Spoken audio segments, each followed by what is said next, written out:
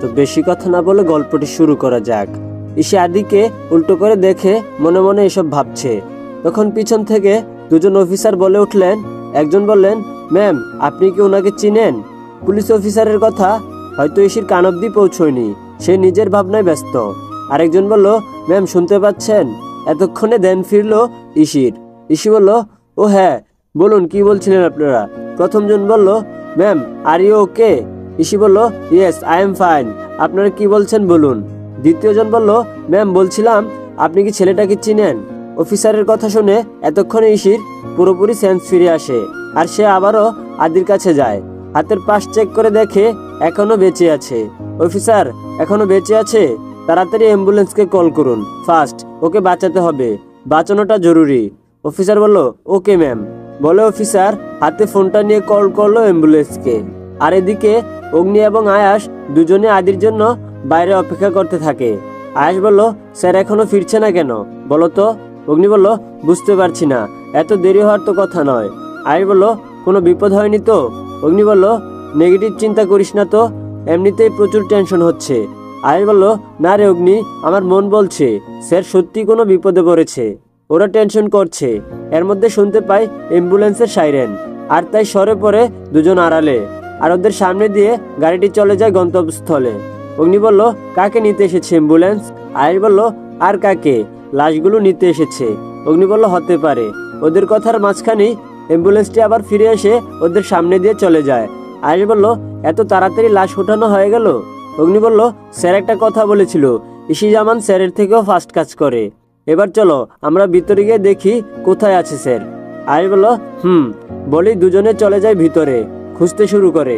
ওদের খোঁজাখুঁজির মাঝখানে দুজন পুলিশ কনস্টেবলে ঢুকে পড়ে, আর ওরাও আবার লুকিয়ে পড়ে। পুলিশগুলোর কথা শুনে ওরা আন্দাজ করতে পারে এখানে আসল ঘটনা কি ঘটেছিল। আয়াস বলল, ও নো, তার মানে স্যারকে গুলি করে দিয়েছে পুলিশ। অগ্নি বলল, এবার কি হবে? অন্যদিকে সুজনের মুখে হাসি ফুটে উঠেছে, তাই সে ল্যাপটপটা বন্ধ করে আদিকে কল দেয়। কিন্তু দুর্ভাগ্যবশত আদির ফোনটা সুইচ অফ, তাই ফোন বাজতে বাজতে কেটে যায়। অনেকবার ট্রাই করেও কোনো কাজ হয়নি, তাই সে ফোন করে অগ্নিকে আর আয়াসকে, কিন্তু ওদেরও ফোনে পায় না।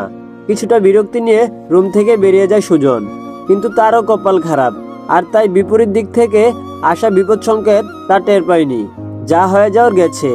ধাক্কার টাল সামলাতে না পেরে নিশি পড়ে যায়, আর সুজন ওকে তোলার চেষ্টা তো দূরের থাক, মুখের দিকে তাকিয়ে চোখ বড় করে ফেলে ভয়ে। সুজন বলল, যেখানে বাঘের ভয় সেখানেই সন্দেহ হয়। নিশি বলল, ইউ ইডিয়েট। বলি উঠে দাঁড়াতে যাবে, কিন্তু আচমকা পড়ে যাওয়ায় তার চোটটা একটু বেশি লাগে, আর সেও আবার উমা বলে চিৎকার করে মেঝেতে বসে পড়ে। এবার আর সুজন চুপ করে থাকেনি, সেও হাত বাড়িয়ে নিশিকে সাপোর্ট দেওয়ার জন্য এগুলো। নিশি বলে উঠে, ডোন্ট টাচ মি। সুজন বলল, ম্যাম আপনি তো উঠতে পারছেন না। কথাটা বেশ তুতলে তুতলে বলে সুজন। নিশি বলল, চেয়েছেন তো এটাই, তাই না? যেন পড়ে যাই, আমার কোমরটা ভেঙে যাক, আর আমি পঙ্গু হয়ে থাকি, আর তারপর আর আমার বিয়ে হবে না। সুজন বলল, ছি ছি ম্যাম এগুলো কি বলছেন? আমি কেন আপনার ক্ষতি চাইবো? নিশি বলল, জাস্ট সেট আপ। সুজন বলল, ওকে। নিশি বলল, আপনি এই বাড়িতে কি করেন? নিজের বাড়ি নেই? সুজন চুপ করে দাঁড়িয়ে আছে। নিশি বলল, কালকেই চলে যাবেন এই বাড়ি থেকে, আমি যেন আর দ্বিতীয়বার আপনার এই চেহারাটা না দেখি। সুজন বলল, ওকে। নিশি বলল, কি ওকে? সুজন বলল, আপনি যা বললেন তাই হবে। হ্যালো বন্ধুরা, আজ আমি ওয়ানএক্সবেট নামে একটা অ্যাপ সম্পর্কে বলছি, যেটা সবচেয়ে বিশ্বস্ত। বিখ্যাত পিএসজি ও সিরিয়া এখানে স্পন্সর। এশিয়া কাপ চলছে, এটাই ক্রিকেট প্রেমীদের জন্য দুর্দান্ত সুখবর। এখানে সমস্ত ক্রিকেট, ফুটবল ও অন্যান্য সব ম্যাচের ফলাফল এবং ম্যাচটি লাইভ দেখতে পারবেন। স্কোরের ভবিষ্যৎবাণী করে নগদ জিততে পারবেন, যেমন কোন দল জিতবে, কত রান করবে ইত্যাদি। এছাড়াও এখানে রয়েছে বর্তমানে বিখ্যাত চিকেন রুট ও ক্রাশ গেম সহ বিভিন্ন ধরনের গেম, যেগুলো খেলে রয়েছে খুব সহজে অর্থ জেতার সম্ভাবনা। তোমরা কি নতুন? তাহলে মাত্র 300 দিয়ে তোমরাও এখানে খেলা শুরু করতে পারো। BMW গাড়ি, আইফোন, ল্যাপটপ ও অন্যান্য পুরস্কার রয়েছে প্রত্যেক দিন। তবে আমার সাবস্ক্রাইবাররা রেজিস্ট্রেশন করার সময় আমার দেওয়া প্রোমো কোড নোফায়ার ব্যবহার করলেই প্রথমবার জিততে পারে 12,000 পর্যন্ত ফ্রি স্পিন। পেটিএম ব্যাংক, বিকাশ, নগদ, রকেট এবং অন্যান্য সহজ পদ্ধতিতে 1 মিনিটে জেতা রাশি নিজের অ্যাকাউন্টে নিতে পারবে। তাহলে আর দেরি কিসের? পিন কমেন্টে দেওয়া লিঙ্ক থেকে অথবা গুগলে ওয়ানএক্সবেট সার্চ করে আমার দেওয়া প্রোমো কোড নোফায়ার ব্যবহার করে রেজিস্ট্রেশন করো এবং বোনাস পাও। নিশি বলল, হ্যাঁ হবে, কিন্তু এখন যদি নিচে গিয়ে কাউকে কিছু বলেছেন তো আমি আপনাকে জানে মেরে দেব। সুজন চুপ করে দাঁড়িয়ে আছে, কিছুই বলতে পারছে না। নিশি বলল, বলবেন আমার ইচ্ছে নেই, এই বাড়িতে থাকার। সুজন মনে মনে বলল, কি মেয়ে রে বাবা? নিশি বলল, ও হ্যালো, আমি কি বলছি মাথা ঢুকেছে তো? সুজন বলল, নিশি বলল, গুড। বলে নিশি চলে যায় সুজনের সামনে থেকে। সুজন হাবলার মতো দাঁড়িয়ে থাকে এখানে। সুজন বলল, তার আগে কেসটা শেষ হোক, তারপর আমিও বুঝিয়ে দিব এই সুজন সরকার কে। আবারও বিড়বিড় করতে করতে নিচে চলে আসে সুজন। এদিকে আয়াস আর অগ্নি চলে আসে পুলিশের মুখ থেকে শোনা হাসপাতালে। হাসপাতালে পৌঁছে ওরা খুঁজতে থাকে আদির কেবিনটাকে। দুজন কাউকে কিছু জিজ্ঞাসা করতে পারছে না, যদি ধরা পড়ে যায় সে ভয়ে কি করবে কিছুই বুঝতে পারছে না। অগ্নি বলল, নীরবদের ফোন দিয়ে জানানো উচিত। আয়াস বলল, সাথে সিনিয়র স্যারকেও। তারপর যা করার প্ল্যান মোতাবেক করতে হবে। এই বলে আয়াস তার পকেট থেকে ফোনটা বের করে দেখে অনেকগুলো কল এসেছে। ফোনটা সাইলেন্ট ছিল, শুনতে পাইনি। আয়াস বলল, এই তো সুজন স্যারের নাম্বার, অনেকগুলো কল আসছে। উনি বলল, আমার ফোনেও স্যার অনেক কল দিয়েছে।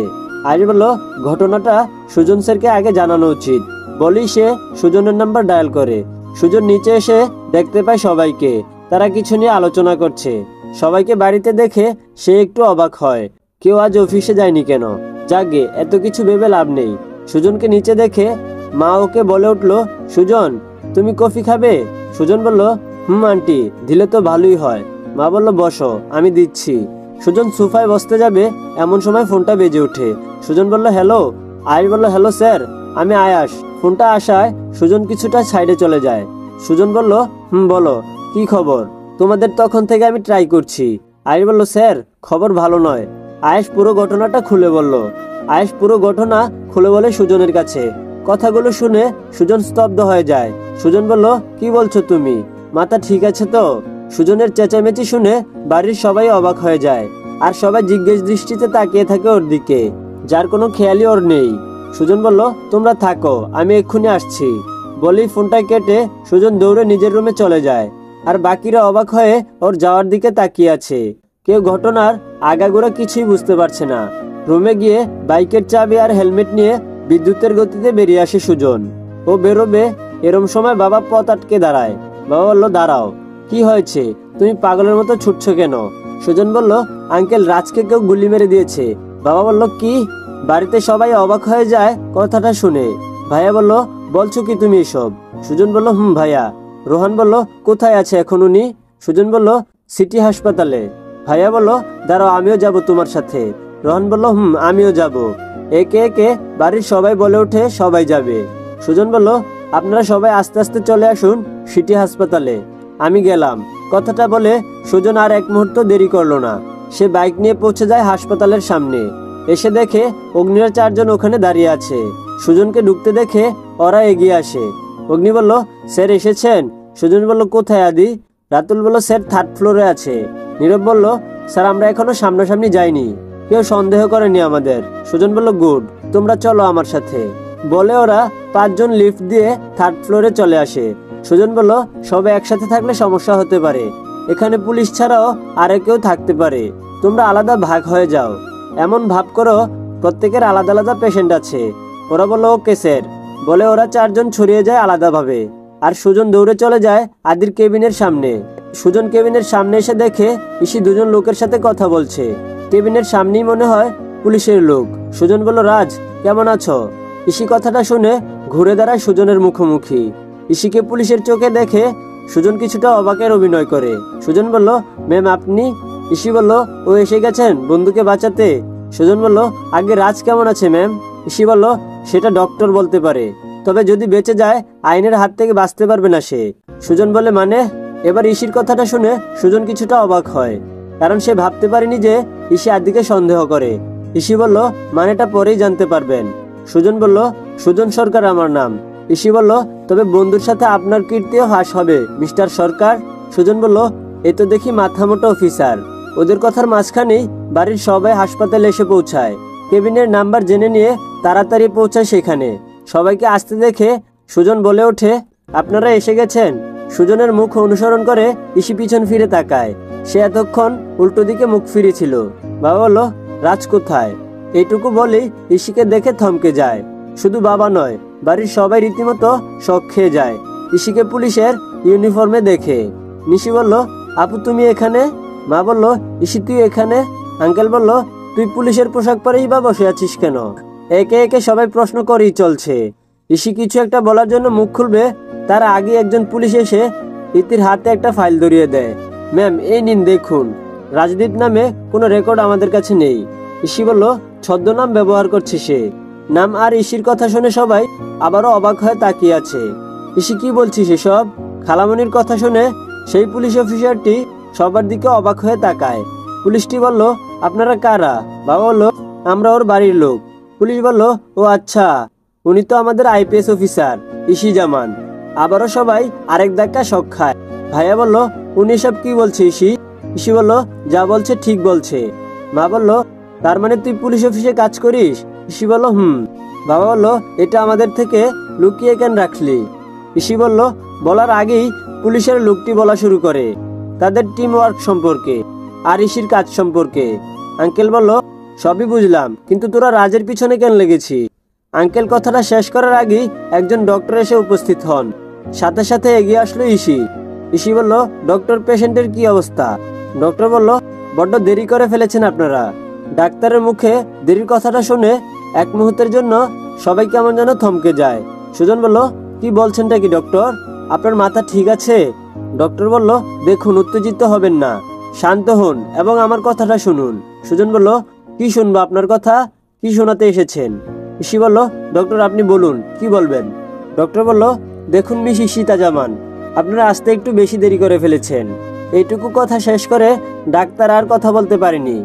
এর আগেই রাতুল এগিয়ে এসে ডাক্তারের কলার চেপে ধরে। রাতুল বলল, এই ডক্টর, কি বলছেন? ইয়ার কি করছেন আমাদের সাথে? রাতুলের এমন আচরণ দেখে সবাই হতবাক হয়ে যায়। ইসিও চিন্তিত হয়ে যায়। কোথায় যেন দেখেছি বলে মনে হচ্ছে ছেলেটাকে। তারপরে হঠাৎ মনে পড়ে যায় ওরা প্রিমিয়াম কোম্পানিতে একসঙ্গে জব করেছে। ভাবনা থেকে বেরিয়ে এসে আবারও সেদিকে ঘুরে তাকিয়ে লক্ষ্য করে শুধু রাতুল নয়, নীরব, আয়াস, অগ্নি, এই তিনজনই আছে এখানে। ইসি বলল, বাবা, পুরো টিম এখানে উপস্থিত, অসাধারণ। কথাটা ইসি মনে মনে ভাবছে। সুজন বলল, রাতুল, পাগলামি করো না, শান্ত হও। আয়ুষ বলল, রাতুল, ওনাকে কথাটা শেষ করতে দাও। কি করছিস? শান্ত হ প্লিজ। রাতুল এমনভাবে ধরেছিল যে আর একটু হলেই অক্কা পেয়ে যেত। সবাই মিলে খুব জোরাজুরি করে রাতুলকে ছেড়িয়ে নেয়, আর ডাক্তারও একটু হাফ ছেড়ে বাঁচে। রাতুলকে একটু সাইডে এনে নীরব ধমক দিয়ে বলে, কি করছিস তুই এটা? ওনাকে কথা বলার সুযোগটা তো দিবি। এত মাথা গরম কেন তোর? রাতুল কোনো কথা বলছে না, শুধু শুনছে নীরবের কথা। অন্যদিকে বাড়ির সবাই আর হাসপাতালের দর্শকরা ঘটনার মাথামুন্ডু কিছুই বুঝতে পারছে না। তারা সবাই বোকার মতো তাকিয়ে আছে আর দেখেই চলছে কাণ্ড কারখানা। সুজন বলল, ডক্টর সাহেব আপনি বলুন। ডক্টর বলল, আপনারা পুরো কথাটা শুনুন। এত উত্তেজিত হয়ে পড়েছেন কেন? কথাটা ডাক্তার হাঁফাতে হাঁফাতে বললেন। আই বলল, ডক্টর, রাতুল হয়ে আমি আপনার কাছে সরি বলছি। এখন আপনি বলুন। ডক্টর বলল, দেখুন, আমি বলছি যে আপনারা আসতে অনেক দেরি করে ফেলেছেন। সুজন বলল, এবারও কিন্তু আপনি মাথাটা গরম করে দিচ্ছেন। ডক্টর কিছুটা গাবড়ে গিয়ে বললেন, যদি আরো আগে নিয়ে আসতে পারতেন তাহলে হয়তো আমরা আশা দিতে পারতাম, তবে এখন সেটা পারছি না। ইসি বলল, মানে? ডক্টর বলল, মানে হলো রোগীর অবস্থা খুবই খারাপ, বাঁচার আশঙ্কা 5%-এরও কম, বাকি 95% আশা নেই। সবাই এখন নিরবাক, একমাত্র ইসি আর পুলিশাররাই শুনে যাচ্ছেন ডক্টরের কথা। ডক্টর বলল, দেখুন, গুলিটা খুব কাছ থেকে লেগেছে, আর তার থেকে বড় কথাটা হলো গুলিটা একটু সামান্যের জন্য হার্ট টাচ করেনি। ইসি বলল, আপনি চেষ্টা করুন প্লিজ, ওর বেঁচে থাকা খুব দরকার। ডক্টর বলল, আমরা চেষ্টা করছি। এমনিতে হয়ে গেছে দেরি, তার উপরে এখানে সিন ক্রিয়েট করে আরো দেরি করে দিলেন। এবার বাবা মুখ খুলল। বাবা বলল, ডক্টর আপনি যা করার তাড়াতাড়ি করুন। ডক্টর বলল, দেখুন, আমরা শিওর দিতে পারছি না, আমরা চেষ্টা করছি, পুরোটা আল্লাহর হাতে। অনেকটা সময় নষ্ট হলো কথা বলে। ডাক্তার রাতুলের দিকে তাকিয়ে ভিতরে চলে যায়। এদিকে সুজন ইসির দিকে ঘুরে দাঁড়ায়। ওর চোখ রক্তবর্ণ হয়ে আছে, দেখি বোঝা যাচ্ছে কতটা রেগে আছে সে। সুজনের ব্যবহার দেখে দুজন পুলিশ এগিয়ে আসতে চাইলে ইসি তাদের হাতের ইশারায় থামতে বলে, আর নিজে দুপা এগিয়ে আর হাতগুলো বুকের মধ্যে গুজে সামনে এসে দাঁড়ায়। ইসি বলল, বলুন। সুজনের রাগ এবার চরম সীমায় পৌঁছে যায়। তার ইচ্ছে করছে ইসির গালে চর বসিয়ে দিতে, কিন্তু না, সে নিজেকে সামলে নেয়। সুজন বলল, কি করলেন এটা আপনি? ইসি কিছু বলল না, শুধু চোখ কুচকে তাকিয়ে আছে। সুজন বলল, এই অফিসার, আপনি জানেন কাকে মেরেছেন? ইসি এবারও কিছু বলছে না।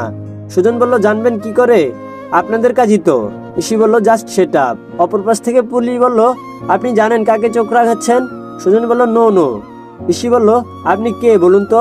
সুজন বলল, আমি ওর বন্ধু, আমি ওর সহকর্মী। ইসি বলল, বাহ, সহকর্মী, অসাধারণ। সুজন ওর দিকে তাকিয়ে আছে।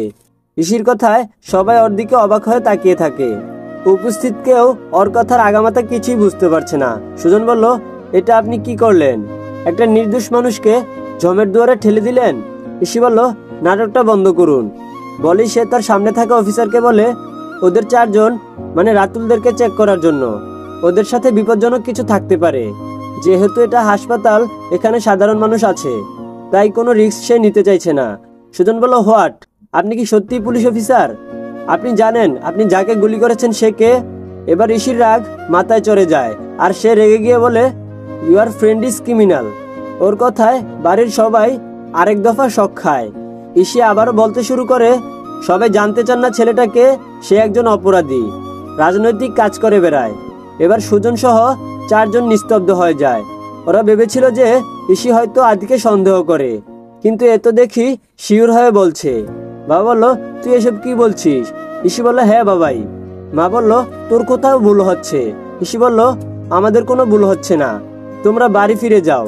ভাইয়া বলল, ইসি তোর কোথাও ভুল হচ্ছে, ছেলেটাকে দেখে এমন মনে হয় না কিন্তু। ইসি বলল, ভাইয়া বাহির থেকে দেখে মানুষের আসল রূপ চেনা যায় না। ভাইয়া বলল, তবুও। ইসি বলল, আমরা একটা সিক্রেট মিশনে আছি। তারপর ইসি সবাইকে কিছু ঘটনা হালকা বুঝিয়ে বলে, যেটা সবাই মনোযোগ দিয়ে শুনে। নিশি বলল, এত বড় খারাপ লোক আমাদের সাথে এতদিন বাস করেছে, আর আমরা কিছু বুঝতেও পারিনি। নিশির কথা শুনে এবার বেশ রাগান্বিত হয়ে তাকায় ওর দিকে সুজন। যা দেখে নিশি ঘাবড়ে যায়, কারণ সে বুঝে গেছে আজ সকালে যেই ছেলেটাকে বাড়ি থেকে বেরিয়ে যাওয়ার জন্য বলেছিল সে কোনো সাধারণ ছেলে নয়, মস্ত বড় গুন্ডা। এটা ভেবেই ওর হাত পা কাঁপতে শুরু করে। খালামণি বলে, যাক বাবা, কোনো ক্ষতি করার আগেই ধরা পড়ে গেছে, এটাই অনেক। মা বলল, আমরা মানুষ চিনতে এতটা ভুল করলাম। ভাইয়া বলল, মানুষ চিনাটা বড় দায়। ভাবি বলল, ওকে আমার প্রথম থেকেই সন্দেহ হয়েছিল। আরো নানানভাবে সবাই মন্তব্য করে চলছে, যেগুলো এতক্ষণ ধরে সুজন শুনেছিল শুধু। তারপর হঠাৎ মনে পড়ে যায় তার সকালের কথা, আর নিজেকে বেশ হালকা লাগে। আরো বলল, এই ছেলে এত জঘন্য কাজ করতে পারে, ছি ছি। আর আমি ওকে ছোট ভাইয়ের জায়গাটায় বসিয়েছিলাম। সবার বাজে মন্তব্যগুলো চরম পর্যায়ে পৌঁছে যায়, যা শুনে এবার সুজনের মাথায় আগুন ধরে যায়। সে আর চুপ থাকতে পারে না। সুজন বলল, স্টপ। সুজন বলল, চুপ করুন সবাই। কি জানেন আপনারা সত্যিটা? কতটুকু জানেন? কাকে অপরাধী বলছেন? জানেন সে কে? আপনাদের সবার ভালো থাকার জন্য সে কতবার নিজের জীবন ঝুঁকিতে ফেলেছে। সুজনের চিৎকার শুনে এবার সবাই চুপ হয়ে যায়। ইসি নিজেও কিছুটা চমকে যায়। রাতুল বলল, স্যার আপনি চুপ করুন। সুজন বলল, সব বললে এখন কোনো ভয় নেই। সুজন কারো জবাবের অপেক্ষা না রেখে আবারও বলতে শুরু করে। সুজন বলল, you IPS officer of police. আপনি জানেন আপনি কাকে কি বলছেন? আপনি এখানে যে উদ্দেশ্যে আছেন আমরাও সেম। ইসি এবার বুঝতে পারছে না সে কি বলবে। সবকিছু ফাঁস হওয়ার পর সুজনের মুখে এরকম কথা শুনে সে নিজেও অবাক হয়ে তাকিয়ে আছে। সুজন বলল, তা কি করে জানেন? আমি বলছি। সুজন তখন ইসির সামনে থেকে এসে সবার মাঝখানে দাঁড়ায়। শুনুন তাহলে, এই রুমে শুয়ে থাকা ছেলেটা অন্য কেউ নয়, সে একজন সিনিয়র আর্মি অফিসার। সবাই কথাগুলো শুনে থুতুমুতু খেয়ে যায়। সুজন আবার বলে, তার নাম রাজদীপ নয়। ভাইয়া বলল, তাহলে কি? সুজন বলল, Adib Al Ihsan, senior officer of Bangladesh army. নামটা শোনার সাথে সাথে ইসির হাতে থাকা একটা পানির গ্লাস নিচে পড়ে ভেঙে যায়। শব্দ শুনে সবাই ইসির দিকে তাকায়। সুজন বলল, অবাক লাগছে তো মিস ইশিতা জামান। সুজন আর কিছু বলতে পারে না। তার আগেই লক্ষ্য করে ইসির চোখ বেয়ে গড়গড় করে পানি পড়ছে, আর সে দেয়ালের সাথে পিঠ ঠেকিয়ে নিচে বসে পড়ে। যার জন্য সে এত বছর অপেক্ষা করেছে আর আজও অপেক্ষা করছিল, তা কি নিজের হাতে গুলি করলো? সে বিদেশে চায়নি, জোর করে নিয়ে গেছে তার বাবা মা। 5 বছরের মাথায় সে ফিরে এসে রেখে যাওয়া আদিকে পায় না। সে নিজের পরিবার আর আদির পরিবারকে দায়ী মনে করে নিজেও তাদের থেকে দূরে সরিয়ে নিয়েছে। সে আদিকে আজ নিজের হাতেই মেরে দিয়েছে। এসব ভাবতে ভাবতে ইসি পাথরের মতো হয়ে যায়। তার এখন ইচ্ছে করছে নিজের মাথায় গুলি করতে। ইসিকে নিচে বসে পড়তে দেখে 2 জন অফিসার এগিয়ে আসে। সুজন তাদের ইশারায় থামতে বলে। অবাক হয়ে তাকিয়ে থাকে ইসির দিকে। ইসির কোনো হুঁশ নেই, কিছুই বলতে পারছে না। সুজন তাই উঠে দাঁড়ালো। ইসির এমন কাণ্ড দেখে সে আবারও অবাক হয়ে যায়। শুধু সুজন নয়, রাতুল, আয়াস, অগ্নি, নীরব আর পুলিশরাও অবাক হয়ে যায়। কিন্তু অবাক হয় না বাড়ির কেউ। সুজনের মুখ থেকে নামটা শোনার পর সবাই যেন আকাশ থেকে পড়ে। মা বলল, আমার আদি ফিরে এসেছে। বাবা বলল, ছেলেটা আমাদের সাথে থেকেও আমাদের থেকে নিজেকে আড়াল করে রেখেছে। ভাইয়া বলল, অভিমান, পুরোটাই আমার ভাইয়ের অভিমান। সবার রিয়াকশন আর কথাবার্তা শুনে দেখে সুজন কি বলছিল তাই ভুলে গেছে। সুজন বলল, কি ব্যাপার বলো তো রাতুল, ওরা কি বলছে এসব? রাতুল বলল, আমি তো কিছুই বুঝতে পারছি না। ছেলে ভাই মানে কি এসবের? ওদের 5 জনের মধ্যে একজনও এই বিষয়ে কিছু জানে না। আদি কোনোদিন পরিবার নিয়ে কিছুই বলেনি ওদের। আঙ্কেল বলল, আচ্ছা তোমরা আদিকে কবে থেকে চিনো? মানে আমি বলতে চাচ্ছি যে আদির পরিবার সম্পর্কে তোমাদের কিছুই জানা হয়নি। সুজন বলল, আদি কোনোদিন বলেননি আপনাদের কথা, তবে হ্যাঁ, একজনের কথা আদি সবসময় বলতো। এতটুকু বলার সাথে সাথে ভেতর থেকে একজন নার্স বেরিয়ে আসে। সবাই নার্সকে ঘিরে ধরে। বাবা বলল, আমার ছেলে কেমন আছে? নার্স বলল, দেখুন, কন্ডিশন ভালো না, ইমার্জেন্সি ও পজিটিভ রক্তের প্রয়োজন। আমাদের এখানে এই গ্রুপের রক্ত এখন নেই, তাই আপনারা যত তাড়াতাড়ি সম্ভব ম্যানেজ করুন। রোহান বলল, আমি দেব রক্ত। রোহানের কথা শুনে সবাই অবাক হয়ে তাকায়। রোহান বলল, আমার রক্তের গ্রুপ ও পজিটিভ। নার্স বলল, চলুন আমার সাথে। মা বলল, একবার বলুন না আমার ছেলেটা কেমন আছে। নার্স বলল, বললাম তো অবস্থা বেশি ভালো না, আপনারা আল্লাহকে ডাকুন। বলে সে রোহানকে সাথে নিয়ে চলে যায়। ভাইয়া বলল, আচ্ছা সুজন, আমার ভাই কার কাছে থেকে মানুষ হয়েছে বলতে পারবে? সুজন বলল, আমি শিওর বলতে পারছি না। বাবা বলল, কোথায় ছিল আমাদের আদি? কে এত ভালো মানুষ তৈরি করলো আমার আদিকে? আমাদের অবহেলা করা ছেলেটাকে? পিছন থেকে কেউ একজন বলে ওঠে, আদি কোথায় ছিল আমি বলছি। আর সবাই পিছন ফিরে অবাক হয়ে যায়। বাবা বলল, তুই? তো হে এভরিওয়ান, আজকের পার্টটি তোমাদের কাছে কেমন লেগেছে অবশ্যই কমেন্ট করে জানাবে। আর গল্পগুলো ভালো লাগলে অবশ্যই চ্যানেলটিকে সাবস্ক্রাইব করবে। তো আজকে এই পর্যন্তই, আল্লাহ হাফেজ।